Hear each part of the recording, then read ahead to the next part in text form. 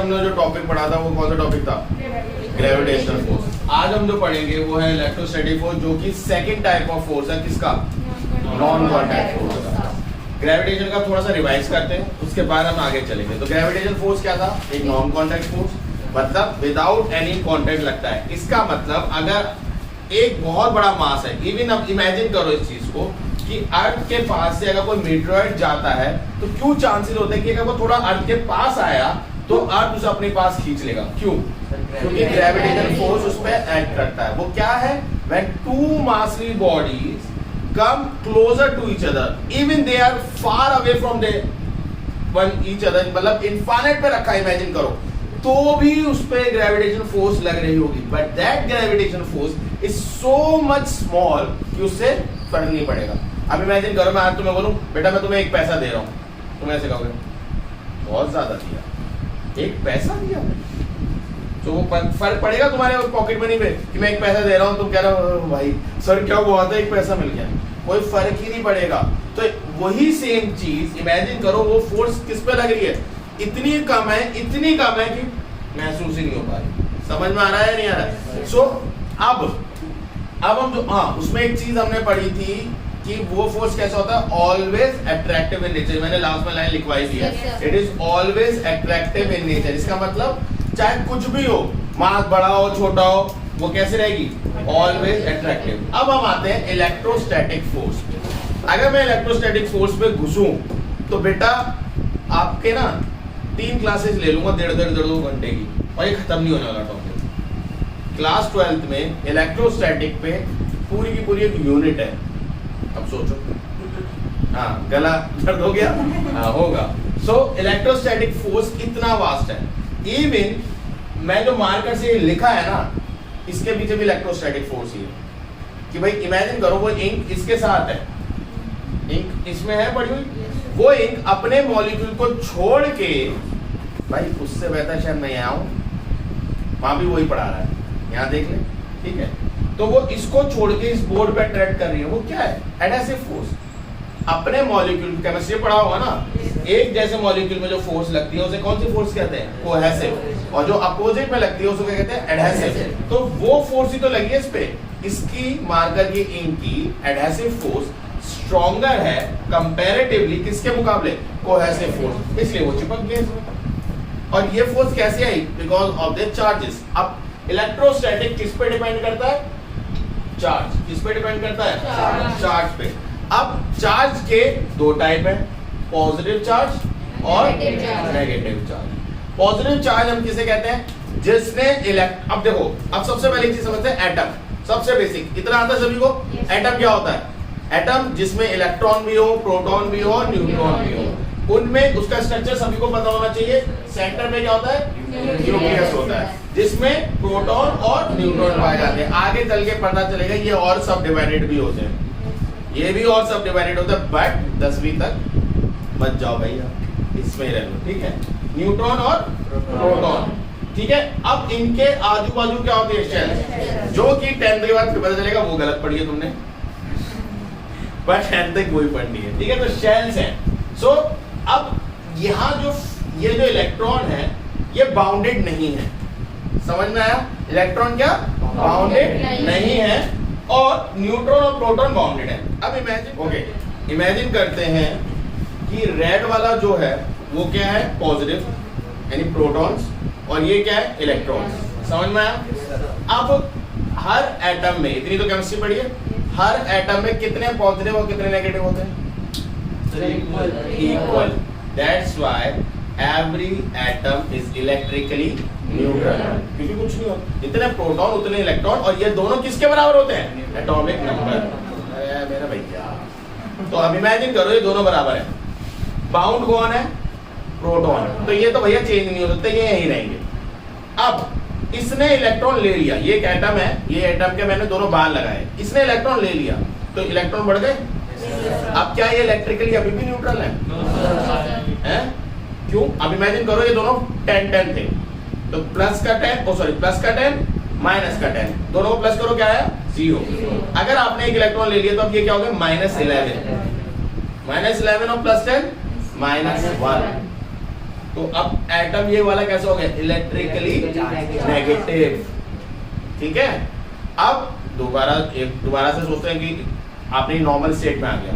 अब इसने भाई साहब ने इलेक्ट्रॉन लूज कर दिया, तो अभी भी प्रोटॉन तो अभी भी +10 है, बट इलेक्ट्रॉन कितने हो गए, -9। ऐड करो +1, तो अब कैसा हो गया इलेक्ट्रिकली पॉजिटिव। तो इसका मतलब पॉजिटिव चार्ज कब बनता है, पॉजिटिव चार्ज कब बनता है, जब इलेक्ट्रॉन लूज होता है। नेगेटिव चार्ज कब बनता है, जब इलेक्ट्रॉन गेन होता है। तो इसको कहते हैं चार्ज। इसकी बड़ी मजेदार एक स्टोरी है। ये किसने डिस्कवर करा था, बेंजामिन फ्रैंकलिन, जिन्होंने चार्ज को डिस्कवर करा था। इन्होंने क्यों ऐसे अजीबोगरीब नाम नहीं थे, पॉजिटिव नेगेटिव। तुम्हें बड़ा मजा आएगा कि वो इतने इंटेलिजेंट हैं बेंजामिन फ्रैंकलिन। ये इन्होंने जो थ्योरी दी ना, जब ये इन्होंने थ्योरी तब दी जब इलेक्ट्रॉन डिस्कवर भी नहीं हुए थे। सोचो अब उन्होंने कैसे पता लगाया कि प्लस और माइनस ही देना था लेना। सोचो, उन्होंने बोला कि बॉडी है, इसको रब करा उन्होंने किसी चीज से, तो इस पर कुछ चार्ज आया। आज हमें पता है क्यों चार्ज आता है, क्योंकि कहीं ना कहीं इसने या तो इलेक्ट्रॉन लूज करे होंगे या गेन करे होंगे, तो कोई चार्ज आ जाता है। उन्होंने देखा कि उन्हें तब नहीं पता था भाई इलेक्ट्रॉन कुछ नहीं आया था, बट उन्होंने एक चीज देखी, भाई मैंने रब करा, इस पे एक प्रॉपर्टी है, ये छोटे छोटे लाइटर बॉडीज को क्या कर रहा है, अट्रैक्ट कर रहा है। अगर छोटे छोटे पेपर की हरकत, तो देखो बेले लौंडे हैं, ये तो करी होगी पेपर उठाना, करा होगा सभी ने हरकत है। आप पढ़ाकू, आपने नहीं करी। अच्छा, थोड़ा बहुत क्या यार, पूरा होता है, आता होता नहीं होता। ओके, सो तो क्या करते हैं, ये प्रॉपर्टी इसने बोला भाई इस पे कुछ चार्ज आ गया। अच्छा, गलती से या इंटेंशनली उनसे दूसरी बॉडी, उन्होंने दूसरी बॉडी से करके देखा, उन्होंने कहा भाई साहब ये भी अट्रैक्ट कर रही है। अब इमेजिन करो एक बॉडी थी, ये दो बॉडी मैंने दोनों को रखा है, इस पे नेगेटिव चार्ज आ गया, अब मैं पता है नेगेटिव आया, उन्हें नहीं पता था, उन्होंने अट्रैक्ट करा, पेपर अट्रैक्ट हो गए। उन्होंने गलती से इससे भी देखा, अरे इससे भी अट्रैक्ट हो रहे हैं पेपर। उन्होंने कहा वाह, मुझे तो दो पावर मिल गई जो कि लाइटर बॉडीज को अट्रैक्ट कर रही है। तो उन्होंने क्या सोचा कि क्यों ना मैं इन दोनों को मिला दूं। अब इमेजिन करो तुम्हें एक गाड़ी मिल जाए खींचने के लिए, मतलब तुम्हारी कोई गाड़ी हो गई है, अब एक बंदा धक्का लगाने के लिए मिल गया, अब बेचारा वो लगा रहा है, हिल रही है बट पूरी तरह से नहीं हिल रही, एक और बंदा मिल जाएगा, तुम क्या बोलोगे, भाई तू ना आगे से लगा दे। भाई तुम दोनों को मिला के करने की कोशिश करोगे ना, भाई दोनों मिलके धक्का लगाओ जिससे जल्दी काम हो। अब इससे भी अट्रैक्ट हो रहा था, इससे भी अट्रैक्ट होना वाला, चलो जोड़ देता हूँ दोनों को, है ना, और दुगनी ताकत से अट्रैक्ट होगा। उनने लगाया दोनों को जोड़ के, उन्होंने कहा कुछ नहीं हो रहा है भाई। उसने ऑब्जर्व करा ये तो कुछ नहीं हो रहा भाई, उनने फिर कहा शायद तुक्का हो गया हो, गलती हो गई। उन्होंने फिर रब करा इन्हें, ये नेगेटिव बना होगा, ये पॉजिटिव बना होगा, हमें पता है, उन्हें नहीं पता था। उन्होंने फिर अट्रैक्ट करा, हो रहा है, उन्होंने जोड़ा, फिर अट्रैक्ट करा, नहीं हो रहा। उन्होंने बोला यार ये क्या बदतमीजी है, कि मतलब इस पे भी अलग से जब यूज कर रहा हूँ तो इसमें प्रॉपर्टी है, इसको अलग यूज कर रहा हूँ इस पे भी प्रॉपर्टी है, दोनों को मिला रहा हूँ प्रॉपर्टी गायब। तो ऐसा आंसर सिर्फ उन्हें मैथमेटिक्स में मिला, वो भी अर्थमेटिक मैथमेटिक्स, कि +5 कुछ ना कुछ को दर्शाता है, प्रॉफिट गेन इसको दर्शाता है, -5 भी कुछ ना कुछ को दर्शाता है, बट +5 और जब -5 को जोड़ दो तो क्या दर्शाता है, 0। That means null, no property, nothing. तो वही चीज तो उन्होंने बोली, उन्होंने तब बोला था कि एक चीज प्लस है और एक चीज माइनस है, और उन्होंने इस तरीके से इसके नाम रखे। वरना वो कुछ साइंटिस्ट है, वो कहते थे ये नाइनस वाला बेंजामिन, ये वाला फ्रैंकलिन, मेरे हो गए नाम, बट नहीं, उन्होंने एक आइडल नेमिंग दी इन दोनों को। ठीक है, सो पॉजिटिव नेगेटिव होते हैं। अब इनमें मैं क्यों इतना डीपली गया, क्योंकि पॉजिटिव और नेगेटिव को जोड़ोगे तो at the attract, negative positive को जोड़ोगे तो भी दे अट्रैक्ट, बट प्लस और प्लस या माइनस और माइनस को जोड़ोगे तो दे रिपेल। तो हमने एक प्रॉपर्टी बोली, ठीक है, हमने क्या बोला कि same charge repel each other, same charge repel each other और opposite charge attract each other. क्या बोला, same charge repel each other और opposite charge attract each other. अरे मुझे पिछले वाले में क्या था, मास था, डिपेंड, मास होगा तो ही तो होगी ग्रेविटेशन, बट वो क्या था, ऑलवेज अट्रैक्टिव। इसमें मास तो है, ग्रेविटेशन से पुल तो हो रहा होगा, बट अगर ये प्लस प्लस के है ना भाई, दो चार्ज है जो प्लस प्लस के हैं तो रिपेल मारेंगे चाहे कितना भी ग्रेविटेशन लगता है। इलेक्ट्रोस्टैटिक ग्रेविटेशन से बहुत स्ट्रॉन्गर होता है। अगर आपको याद हो मैंने बताया था कि नॉन कांटेक्ट में ग्रेविटेशन सबसे वीकेस्ट होती है और ये उससे स्ट्रॉन्गेस्ट है। तो अगर मैं इसके कंपैरेटिवली बात करूं तो कि अगर प्लस माइनस है तो अट्रैक्ट करेंगे और अगर प्लस प्लस या माइनस माइनस होंगे तो रिपेल करेंगे। तो अब एक ध्यान से देख समझो इस चीज को कि बहुत इंपॉर्टेंट ये चीज बता रहा हूं कि अभी उसने उस वाले में हमने क्या बोला gravitation they always attractive, but इसमें बोल सकते हैं they always attractive. It depend upon what, depend upon charges. ठीक है, तो फटाफट हैवी कर लो इलेक्ट्रोस्टैटिक फोर्स जल्दी से डाल लिया।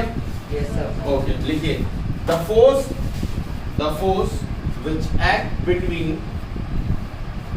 the force which act between the charges, the force which act between the charges। तो किसके बीच में लग रही है ये फोर्स? चार्जेस के बीच में अगर ये फोर्स लग रही है, ठीक है। सो ओके, अच्छा इसका फॉर्मूला तो मैंने बताया नहीं। अच्छा पहले रुको, पहले देखो there are two kind of charges, there are two kind of charges. कौन कौन से? पॉजिटिव एंड नेगेटिव, ठीक है, positive and negative. There are two type of charges, first positive, second negative. Okay, how a body can get positive charge खुद लिख लोगे and how get body get negative charge ये खुद लिख लेना, दो तीन लाइन छोड़ दो, ये खुद मुझे चाहिए, मैं कल देखूंगा, ठीक है, कि कैसे बॉडी पॉजिटिव चार्ज होती है, कैसे बॉडी नेगेटिव चार्ज होती है, तो तुम खुद आइडिया लगा सकते हो, मैंने बता दिया अभी भी, ठीक है। सो यस, अब लिखिए opposite charge attract each other and same charge repel each other. Star mark करके इंपॉर्टेंट पॉइंट लिख लेना, opposite charge attract each other, same charge repel each other. First alphabet हमेशा कैपिटल होता है, तब भी छोटा बनाते हैं सारे। पता नहीं कौन सी इंग्लिश पढ़ रहे हैं, कुछ कुछ होते हैं जो छोटे बनाने की आदत है, मतलब मेनली सारे बड़े होते हैं भाई। मुझे फर्स्ट रो जितनी बनाती है ना सब ने, सब मैंने कैपिटल बनाया पहले, तो मैं छोटा बनाया। देखो तेरा भी इब्राहिम का कैपिटल है ये, वो सर मैं हाँ भाई मैं तुझे ना एबीसीडी सिखानी है मैंने, इसके बाद ये वाला कट नहीं करूंगा। ओके बस मजाक नहीं, चलो लिख लिया। से opposite charge attract each other, same charge repel each other. So तो ये अट्रैक्टिव भी हो सकती है और ये रिपल्सिव भी हो सकती है, तो ये ग्रेविटेशन की तरह ऑलवेज अट्रैक्टिव नहीं होगी। अच्छा एक बात है जो वो उसके जैसी फॉलो करती है, क्या? 1/4 epsilon not Q1 Q2 upon R square. अब इस एप्सिलॉन नॉट को देके हा मत करना, दर्द होना छाती में नहीं होना चाहिए। तो इससे भैया ये कांस्टेंट है, अभी फिलहाल के लिए तुम इसकी जगह पे तुम ये सोचो K है, ये जब G था यहाँ K सोचो, क्लास 9 तक के लिए काफी है इतना। तो ये देखो यहाँ पे तो प्रोडक्ट ऑफ चार्जेस पे डिपेंड है, ये वहाँ पे किस पे डिपेंड था? Product of masses. ये किस पे डिपेंड है? अब मजेदार बात देखना जरा, यहाँ पे क्या है? R स्क्वायर, ये भी इनवर्स स्क्वायर लॉ को फॉलो कर रहा है, लिख लो। It also follow inverse square law, it also follow inverse square law. लिख लिया? हेलो लिख लिया? गुड। इसके बाद हम आते हैं मैग्नेटिक न्यूक्लियर। ये जब हम निकालते हैं तो ज्यादा एग्जांपल्स में K की वैल्यू 1 मिलती है ना? नहीं, हाँ मोस्टली जब कांस्टेंट होते हैं, देखो डिपेंड करता है, जैसे काइनेटिक एनर्जी ले लो, काइनेटिक एनर्जी के फॉर्मूले में क्या आता है? K की वैल्यू हाफ आती है, बट पोटेंशियल एनर्जी के फॉर्मूले में K की वैल्यू क्या आती है? 1 आती है। जब ये mgh आगे 1 था, प्रोपोर्शनलिटी हटाते हैं तो। और फोर्स का फॉर्मूला, फोर्स किस पे डिपेंड करता है? मास पे और एक्सीलरेशन पे। अगर उन दोनों को कंबाइन करो तो वहाँ भी K आता है, बट वहाँ एक्सपेरिमेंटली K की वैल्यू क्या आती है? 1 आती है। तो डिपेंड करता है बच्चे एक्सपेरिमेंट्स पे, कि जब एक्सपेरिमेंट ऑब्जर्व करा गया, जैसे एरिया है, एरिया डिपेंड करता है दो साइड्स पे, बट सर्कल के एरिया के केस में वहाँ पे पाई भी लगाना पड़ा, तो पाई बन गया। तो डिपेंड करता है बच्चे, ठीक है। ओके, इलेक्ट्रोस्टैटिक में बस अभी हम इतना ही पढ़ेंगे, क्योंकि इसके बाद जितना पढ़ना है वो सारा 12वीं में पढ़ना है, ठीक है। न्यूक्लियर लिखा, बट इसके बाद नेक्स्ट साइड डालो मैग्नेटिक फोर्स, ठीक है, नेक्स्ट साइड डालो मैग्नेटिक फोर्स। ओके, अब सुनो मैग्नेटिक फोर्स क्या होता होगा बताओ। इलेक्ट्रोस्टैटिक की डेफिनेशन क्या लिखवाई मैंने? The force which acts between the charges. तो ये नाम सजेस्ट कर रहा है किसके बीच में लगती होगी? सोचो, दो मैग्नेट्स के बीच में। जब दो मैग्नेटिक पोल्स आपस में लगते हैं तो लिख लीजिए फटाफट इसकी definition. The force which act between two magnet, the force which acts between two magnet।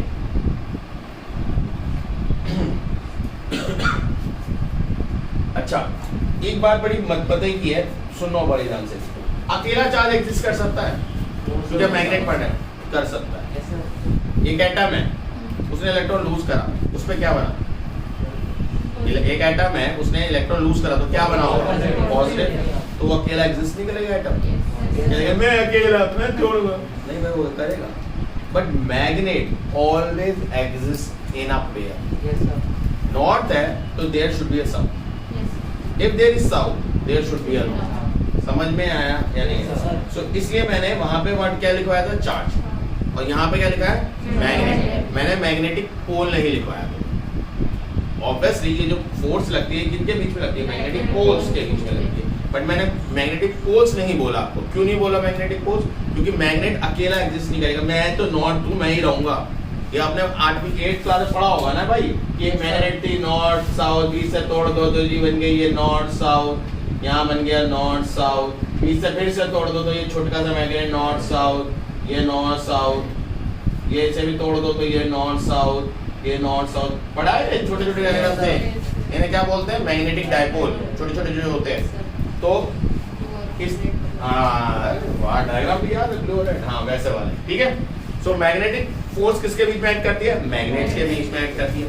अब वहां भी हमने एक चीज पढ़ी थी, not attract each other, repel each other. North south attract each other. तो यहाँ भी वही लॉ लिख लो फटाफट। अपोजिट पोल्स, चार्ज की जगह यहाँ पे बस क्या आ जाएगा? Opposite poles repel each other, oh sorry, attract each other, and same poles repel each other। तो क्या ये अट्रैक्टिव है? क्या ये फोर्स अट्रैक्टिव होगी? तो दोनों है। ये डिपेंड करेगा नेचर्स पे, ठीक है। तो आप इसका आंसर कैसे लिखा करेंगे? It depend upon it nature of poles. जब मैग्नेटिक की बात करोगे तो आप क्या बोलोगे? Nature of poles. जब इलेक्ट्रोस्टैटिक की बात करोगे क्या बोलोगे? Nature of charge. तो चार्ज और यहाँ पे पोल्स। लिख लिया भाई, डेफिनेशन लिख ली? चलिए, okay. It also follow inverse square law. It also follow inverse square law, ठीक है। यहाँ भी ये भी इनवर्स स्क्वायर लॉ को फॉलो करता है, ठीक है। क्लास 12 में जो केस है तुम्हारा वो करंट से है, बायोट-सावर्ट्स लॉ कहते हैं, वो करंट से होता है, इसलिए मैंने वो लिखवाया नहीं, ठीक है। लिख लिया? It also follow inverse square law. Okay, after that लिखिए न्यूक्लियर फोर्स। फटाफट ऐड करो न्यूक्लियर फोर्स। ओके, सो पहले बता दो, there are two kind of nuclear forces, weak nuclear force, strong nuclear force. We are not going very deep, अंदर नहीं जाएंगे nuclear force के अंदर कि what are nuclear forces, but it is more stronger than electrostatic force. It is more stronger. और नाम suggest कर रहा है कौन ज्यादा स्ट्रॉन्ग होगी? Strong nuclear force. There are two kind of nuclear forces, weak nuclear force, strong nuclear force. तो पहली होती है ग्रेविटेशन, फिर होती है इलेक्ट्रोस्टैटिक, फिर होती है वीक न्यूक्लियर फोर्स, और फिर होती है स्ट्रॉन्ग न्यूक्लियर फोर्स। समझ में आया नहीं आया? अच्छा, एक चीज और समझनी है कि आपको कि न्यूक्लियर फोर्सेस में क्या होता है। न्यूक्लियर फोर्सेस कहाँ पे स्टैब्लिश होती होंगी? न्यूक्लियस में। अब मैं तुमसे एक बात पूछना मांगता हूँ, इमेजिन करो, देखो ये बड़ा मजेदार है। मैंने अभी बताया चार्ज किस में डिवाइड होते हैं? सब डिवाइडेड, और भी डिवाइडेड होते हैं। ये जो प्रोटॉन न्यूट्रॉन है, ये क्वार्क्स, वेरी गुड। ये किस में डिवाइड होते हैं? क्वार्क्स में डिवाइडेड होते हैं। तो उसी का तो रीजन है कि इमेजिन करो, मैं भी क्या बोल रहा हूँ, electrostatic force same charge repel करता है। अरे भाई तुम लोगों ने पूछा क्यों नहीं? सर प्रोटॉन तो न्यूक्लियस में घुसे हुए हैं, प्लस चार्ज इतने पास घुसे हुए हैं, ये रिपेल नहीं कर रहे। क्यों नहीं कर रहे भाई? कभी सोचा नहीं मैं भाई क्यों नहीं कर रहे रिपेल? क्योंकि ये भी और सब डिवाइडेड है, और इनको बांधने वाला कौन है? Nuclear force. इसलिए जब एक ये जो और इसका एक रेशियो होता है n/p का ratio, number of neutron divide by number of proton. अगर ये रेशियो 1.5 से ग्रेटर हो जाता है तो ये न्यूक्लियस अनस्टेबल हो जाता है, यानी इसकी जो एनर्जी है वो अनस्टेबल हो जाती है। और जब वो अनस्टेबल हो गई तो वो कन्फाइंड नहीं रहती, वो टूटना चाहती है, और जैसे वो टूटती है वो अपने अंदर के बाइंडिंग एनर्जी को इवॉल्व करती है। तो वहां पे आइंस्टाइन की इक्वेशन फॉलो करती है क्या? प्रोटॉन कैसे चार्ज होता है? पॉजिटिव। कैसे अट्रैक्ट कर, कैसे एक छोटी सी बॉडी में है वो इतने सारे, बताओ, मैं ये पूछ रहा हूँ। वो तो रिपेल करने चाहिए, वो कैसे कन्फाइंड है? हम बोलते हैं कि इलेक्ट्रॉन को प्रोटॉन अट्रैक्ट कर रहा है, वहां इलेक्ट्रोस्टैटिक उछेड़ देते हैं, और इतने, ये तो उससे भी पास है, और यहाँ पे हम रिपल्शन नहीं लेते। क्यों भाई? क्योंकि पहला रीजन तो वही क्वार्क्स का, कि ये और भी सब डिवाइडेड होते हैं, n/p 1/2 1/2 इलेक्ट्रिक चार्जेस फ्रैक्शन में डिवाइडेड है, कम में, ठीक है। एक तो ये रीजन है। दूसरा रीजन जो स्ट्रॉन्गेस्ट रीजन है कि ये जो कन्फाइंड होते हैं, ये जो कॉन्सेंट्रेटेड होते हैं, बिकॉज ऑफ न्यूक्लियर फोर्स। जो न्यूक्लियस में बंधी हुई जो फोर्स है, बिकॉज ऑफ दैट, ठीक है, ये उसकी वजह से कन्फाइंड होते हैं। और वो फोर्स हम कब देखने को एक्सपीरियंस करते हैं? जब n/p का रेशियो 1.5 से ज्यादा हो जाए और ये टूटता है, मतलब न्यूक्लियस टूटता है, दो छोटे छोटे हल्के न्यूक्लियस में बनता है। समझ में आ रहा नहीं आ रहा है? न्यूक्लियर उन्हें कहते हैं न्यूक्लियर फिशन। न्यूक्लियर फ्यूजन तो जुड़ना होता है, न्यूक्लियर फिशन उसमें टूटता है। जब टूटता है तो न्यूक्लियस से एक इतनी अमाउंट ऑफ एनर्जी निकलती है कि 1 ग्राम न्यूक्लियस अगर टूटे तो 10,000 टन कोल जो जलने पे एनर्जी निकालता है उसके बराबर होती है। It's a very huge energy. So imagine करो वो एनर्जी न्यूक्लियस को कॉन्सेंट्रेटेड रहने में मदद करती है, एक कन्फाइंड एक शेप को अटेन करने में मदद करती है, ठीक है। It's a very huge force, ठीक है। तो न्यूक्लियस फोर्स में लिख दिए, this force present in the nucleus,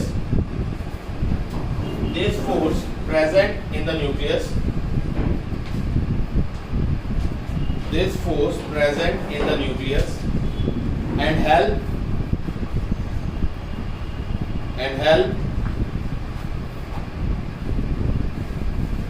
neutron and proton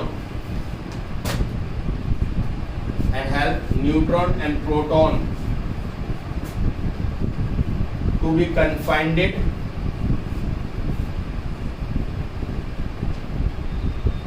in a one body,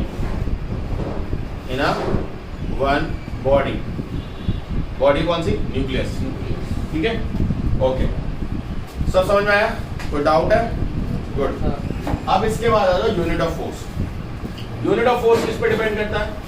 force को क्या बारे में क्या जानते हो, बताओ? Exactly, unit of force is Newton. क्यों? ये साइंटिस्ट ने बड़ी मेहनत करी है, सर ने, हमारे सर आइजैक न्यूटन ने बहुत मेहनत करी है, इसलिए हमने इन्हें उपाधि दी है कि भाई जो फोर्स की यूनिट है वो क्या होगी? वो न्यूटन होगी। इसको एब्रिविएशन में हम कैसे लिखते हैं? Capital N। कभी भी ध्यान देना, जो साइंटिस्ट के नेम पे नहीं होती वो यूनिट स्मॉल लेटर से दिखाई जाती है, जो साइंटिस्ट के नेम पे होती है वो कैपिटल लेटर्स होती है। कभी गौर दिया था इस बात को? नहीं, कुछ ने दिया, वेरी गुड। जिन्होंने नहीं दिया ध्यान देना कभी, ठीक है। जब भी वॉट की यूनिट साइंटिस्ट से हूँ, ये ऐसे नहीं आया वॉट लगा नहीं, वो वाला वॉट नहीं, ठीक है। तो वो क्या है, ऐसा यूनिट क्या है उसकी? न्यूटन। अब इसके अलावा और भी यूनिट होती है, एग्जैक्टली, और भी यूनिट होती है। देखो अब ध्यान से सुनना, फोर्स का फॉर्मूला क्या होता है? फोर्स का फॉर्मूला होता है m/a, ठीक है। मैं पूरा समझा रहा हूँ आराम से, तोड़ के सब चीज एक एक करके थोड़ा सा होगा दिखता है। तो फोर्स का फॉर्मूला मैंने क्या बोला? 1 न्यूटन। तो मास क्या होता है? 1 kg, और ये भी क्या होना चाहिए? 1 मीटर पर सेकंड स्क्वायर। तो इसके बाद एक क्वेश्चन आता है, डिफाइन। देखो अभी हमने वो पढ़ा है फोर्स क्या होती है, when you apply a force on a body, on any massive body, there should be an acceleration. ये हमने पढ़ा है, ये हम जानते भी हैं। सो मैं अगर पूछूं डिफाइन 1 न्यूटन, आपने बता दिया ऐसा यूनिट 1 न्यूटन है। डिफाइन 1 न्यूटन मैंने अगर आपसे पूछा तो आप क्या बोलेंगे? Define 1 Newton. 1 न्यूटन क्या है? Is a force. 1 न्यूटन क्या है? Is a force. When applied, किस पे? When applied on mass of 1 kg, mass of 1 kg, it experienced an acceleration of 1 meter per second। समझ में आया कैसे डिफाइन करना है? आपको फॉर्मूले से कंपेयर करना है भैया कि मैं 1 न्यूटन जब फोर्स लगा रहा हूँ, बता तो रहा हूँ दोबारा से, 1 न्यूटन जब आप फोर्स लगाते हो तो 1 न्यूटन छोड़, फोर्स लगाते हो तो क्या होता है? मास रिवर्स एक्सीलरेशन होता है। इतना तो आता है Yes, sir. बस। फोर्स लगाते हो, ठीक, मन 3 चीजें, क्या? फोर्स लगाते हो किस पे? एक्सीलरेशन पे फोर्स लगा देते हो, खत्म। बॉडी पे फोर्स लगा, ठीक है। तो क्या होता है? एक्सीलरेशन। बताओ, वो फर्स्ट क्लास है, वो बोल रहा है। तो 3 चीजें क्या है? पहली क्या है? फोर्स लगती है, किस पे लगती है? बॉडी पे। और तीसरी चीज, ठीक है। अब तुम बोलो, पहली चीज क्या है?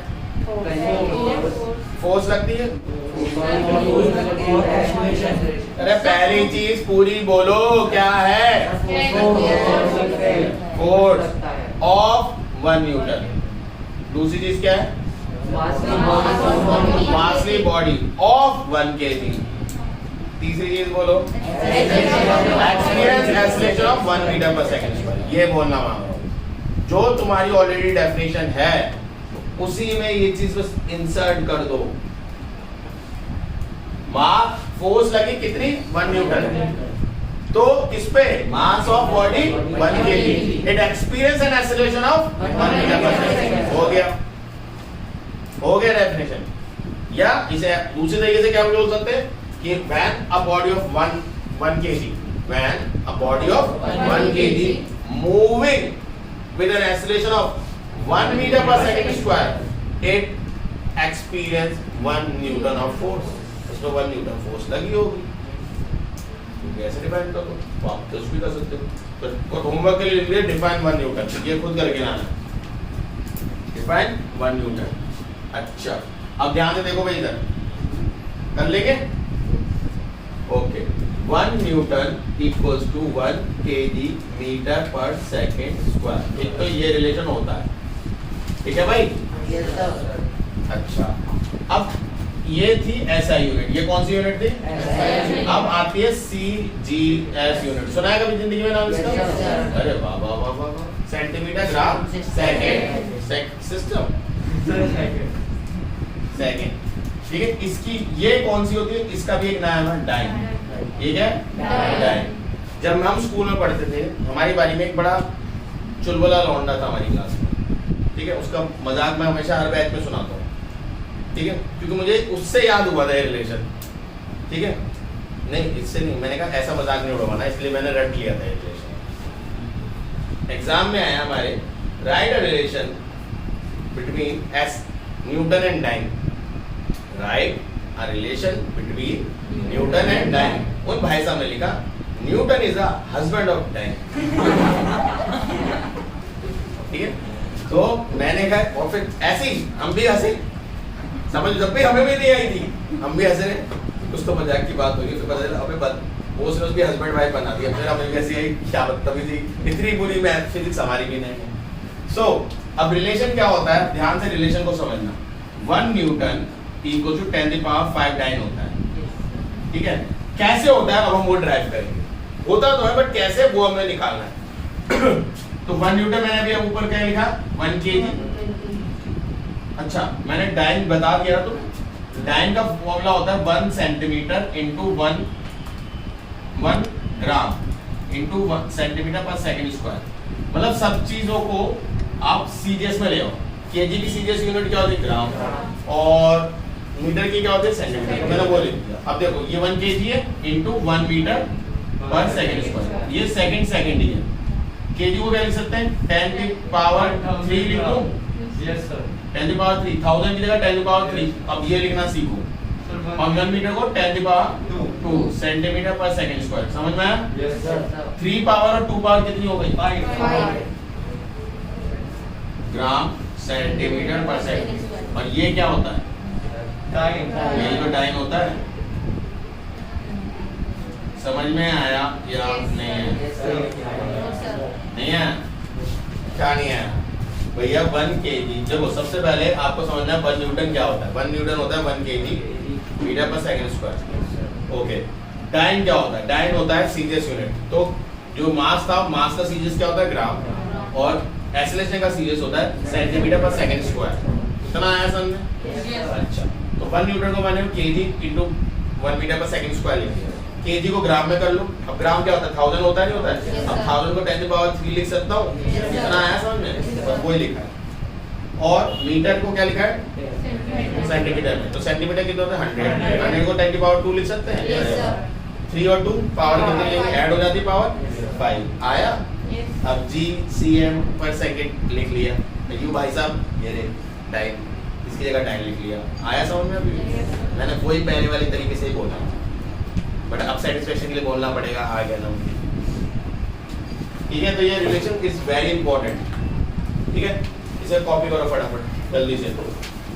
ओके, एक और यूनिट होती है फोर्स की जिसे हम जानते हैं, देखो वो कौन सी फोर्स की है, KGF, किलोग्राम फोर्स। ये बहुत रेयरली यूज होता था पहले, तुम लोगों ने 9 से पहले शायद इसे बहुत रेयरली 8 में पढ़ा होगा, अगर पढ़ा होगा। ठीक है, वो बाबू मैंने बताया था, मुझे याद है। 6 में अगर था तो 6 की बुक ला के मुझे दिखाई, मैंने लिखवाई थी, मुझे बताया मैंने ही, मेरी बताई थी। दूसरे सेक्शन में क्यों नहीं हुई थी फिर वो। चलो, सो KGF में क्या होता है, हेलो 1 KGF में क्या होता है, 1 KGF कुछ नहीं है। देखो बहुत बच्चे कंफ्यूज होते हैं कि 1 KGF क्या है, 1 न्यूटन क्या है।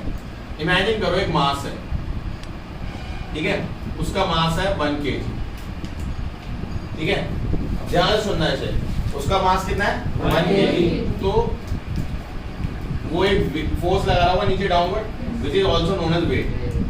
ठीक है,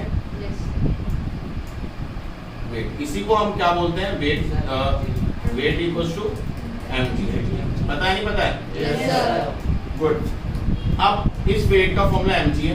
अभी मास कितना बताया मैंने तुम्हें, 1 kg। ग्रेविटी कितनी होती है 9.8 मीटर पर सेकंड स्क्वायर, मल्टीप्लाई मारो 9.8 kg मीटर पर सेकंड स्क्वायर। अभी ये हमने क्या बताया, ये होती है न्यूटन, ये क्या होता है न्यूटन। तो 9.8 न्यूटन हो गया, नहीं हो गया वेट, इस बॉडी का वेट कितना है 9.8। अब इसी चीज को ध्यान से समझना, यही मास है 1 kg, ये जो डाउनवर्ड फोर्स लगाता है सेंटर से, इस फोर्स को बोलते हैं 1 kg। यानी ये चीज और ये चीज सेम, समझे या नहीं समझे। यानी 1 किलो का जो वेट है वही 1 KGF है, समझ में आया। 1 किलो का जो मास वाला बॉडी है जो डाउनवर्ड फोर्स लगाता है, उसी को हम या तो 1 KGF बोल दो या उसे वेट बोलो, उसका कोई एक ही बात है। KGF kilogram force, F represent force, वो एक सिर्फ एक रिप्रेजेंटेशन है बोलने का। 1 KGF यानी ओके, इसकी देखो ये 1 KGF हो गया। एक और होता है 1 ग्राम फोर्स, वो क्या होता है, जब मास कितना हो 1 ग्राम। ठीक है, अगर 1 ग्राम है, ध्यान से इधर देखो, तो इससे नीचे लाइन वाला वेट भी होगा, वेट कितना हो जाएगा mg, m की वैल्यू क्या होती है 1 ग्राम। ठीक है, और ये कितना आता है 9.8 मीटर पर सेकंड स्क्वायर। ध्यान से देखना क्या करो या, अच्छा एक चीज तो मैंने बताई नहीं, 1 KGF क्या है, वही फोर्स है जो 1 kg मास का था। 1 kg मास का जो वेट निकला वो कितना है, यानी 1 KGF इक्वल्स टू 9.8 न्यूटन। ये इसका डेरिवेशन भी है। ठीक है, अब ध्यान से देखो 1 ग्राम है, 9.8 इंटू 100 लिख दूं और ये सेंटीमीटर पर सेकंड स्क्वायर लिख दूं, कोई गलत तो नहीं करूंगा।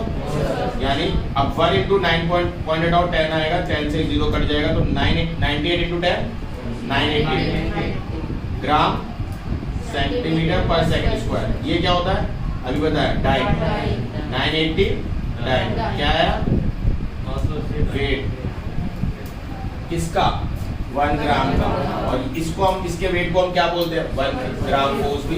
यानी 1 gram force equals to 980 dine. समझ में आई बात या नहीं है? ठीक है, ये एक फाइनल रिलेशन है। इसके बाद जितना भी हो सकता है एक्सरसाइज के क्वेश्चंस है, कुछ तुम भी करके आना, मतलब सेल्फ प्रैक्टिस से करके आना, बाकी फिर हम लोग डिस्कस करेंगे मंडे को।